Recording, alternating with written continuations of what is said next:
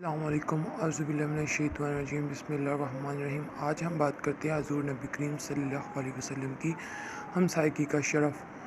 حضرت سیدہ فاطمۃ الزہرا رضی اللہ تعالیٰ عنہ کا گھر حضور نبی کریم صلی اللہ علیہ وسلم کے گھر سے کچھ فاصلے پر واقع تھا۔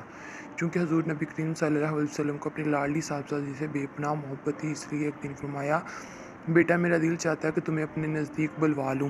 حضرت سیدہ فاطمۃ الزہرا رضی اللہ تعالیٰ عنہ نے عرض کی کہ بابا جان، حارثہ بن نعمان کے کئی مکانات آپ رضی اللہ تعالیٰ عنہ کے مکان کے قریب و جوار میں موجود ہیں، اگر ان سے کہا جائے تو وہ کوئی مکان خالی کر دیں گے۔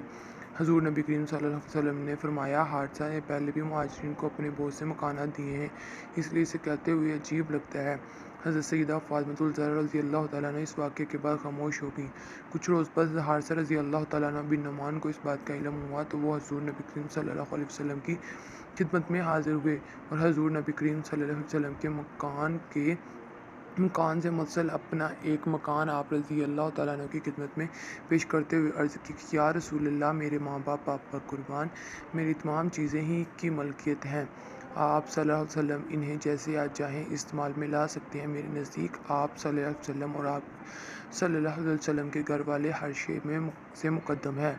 حضور نبی کریم صلی اللہ علیہ وسلم نے سیدہ علی مرتضیٰ رضی اللہ تعالیٰ عنہ سے فرمایا، تم اپنے اہل خانہ سمیت اس مکان میں منتقل ہو جاؤ۔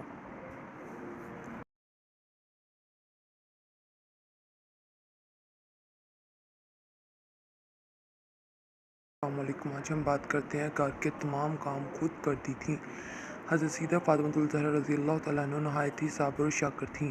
آپ رضی اللہ تعالیٰ عنہ کی گفتگو کا انداز حضور نبی کریم صلی اللہ علیہ وسلم سے مشابہ تھا اور آپ رضی اللہ تعالیٰ عنہ کی زندگی کا بہترین نمونہ تھیں۔ آپ رضی اللہ تعالیٰ عنہ اپنے گھر کا تمام کام اپنے ہاتھوں سے کرتی تھیں۔ چکی پیستے پیستے آپ کے ہاتھوں میں کئی مرتبہ چھالے پڑ جاتے تھے، گھر میں جھاڑو دیتی، کپڑے دھوتی، اس کے علاوہ رضاء الہی کے لیے پنجوں وقتاً نمازوں کی پابندی اور تسبیحات کے لیے بھی وقت نکالتی تھیں۔ حضرت سیدنا علی مرتضیٰ رضی اللہ تعالیٰ عنہ کے گھریلو حالات چونکہ اتنے اچھے نہ تھے، اس لیے وہ اکثر اور بیشتر گھر میں فاقہ ہوتا۔ اگر حضرت سیدنا علی مرتضیٰ رضی اللہ تعالیٰ عنہ کو کہیں مزدوری مل جاتی تو گھر میں کھانے کا انتظام ہو جاتا۔